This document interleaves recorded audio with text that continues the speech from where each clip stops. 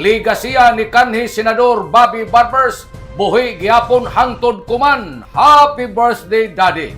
Ini amoy pinakaunang pulong na taglitok ni Provincial Governor Lyndon Barbers sa ija dakong pagtahoda sa adlaw nga natawan sa ija amahan na si kanhing senador sa Pilipinas nga si Senador Robert Bobby Barbers sa adlawng Lunes, Petsa 19, buwan sa Enero, tuig 2026. Sa birthday greetings ni Governor Barbers sa ija amahan si Jamie Laong, not a day goes by na wayakaw namo mainumdumi.